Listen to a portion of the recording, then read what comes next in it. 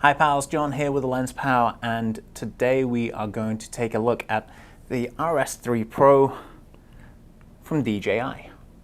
This is the newest, latest, greatest gimbal from DJI, makers of drones and gimbals and a few other bits and pieces, but best known for those two things. It is actually quite a beast. It's nice, it's super lightweight, right about that 3-pound area, but it can actually hold a 10-pound payload without any issues.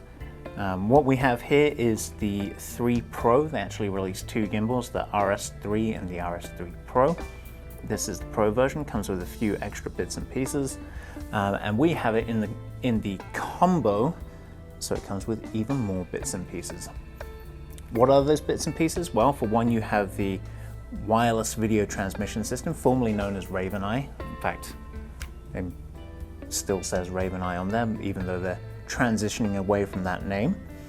It's got a nice wide arm here, so it's a lot easier to fit on those larger cameras like Blackmagics and cinema cameras and all of those good things. So it's a lot easier to balance those without the need of something like an offset plate. It's got a brand new focus motor that comes with it, the 2022 design focus motor, which has a hell of a lot more torque, so it's better able to focus your lenses.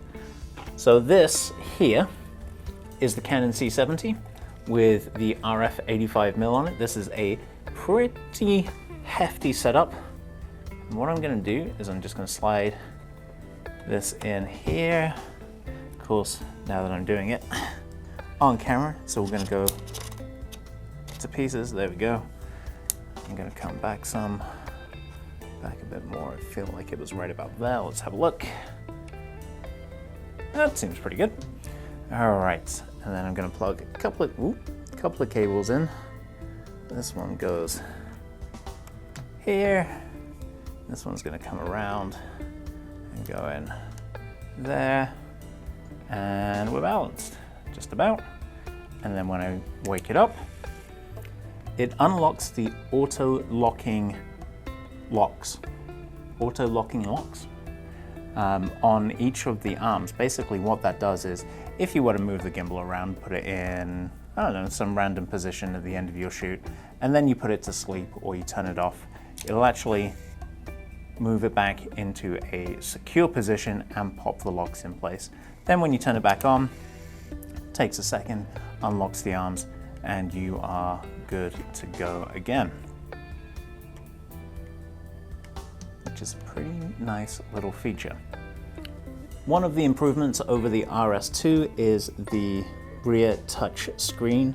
It is now a full color screen that will actually take the Wi-Fi signal out of the image transmission system or the RavenEye system and put it right there on the screen. And then you can touch and draw around on it and it will do active tracking, meaning that you can pick out a subject and the gimbal will move to track it. It's kind of like the technology they have in their drones where it allows you to follow a subject. One of the other changes over previous models is we now have a slider right here which has your different modes on it, so you can just slide from one to the other without any issue.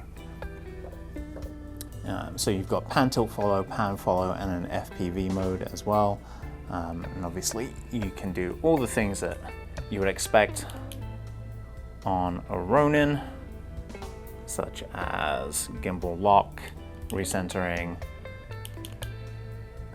selfie mode, which with this setup is not really practical, but selfie mode nonetheless, double tap to spin it back around.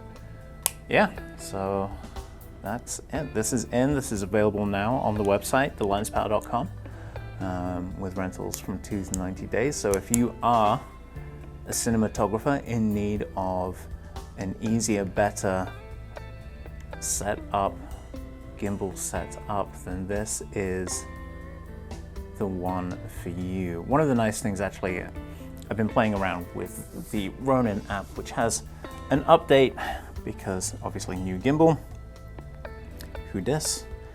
You've got focus control right there built into the app, but you also have Force Mobile, so I can turn that on, and then as I move my cell phone around, the gimbal is tracking those actions too.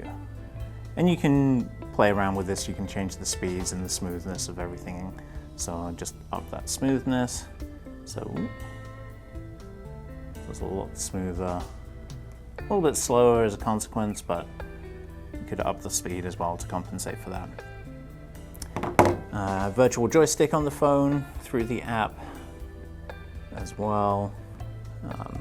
You can even hook up an Xbox or a PlayStation 4 controller and use that to control the gimbal as well. So it is a pretty sweet setup, and I am super excited to have it in stock for you guys to take out and use on your next projects. If you like this video, if you found it helpful or informative, if you just like the sound of my voice, or you just find it cool to see videos on the newest gear, please consider giving it a like, subscribe, share, tell a friend, smash a bell, give a thumbs up. And until next time, we'll see you soon.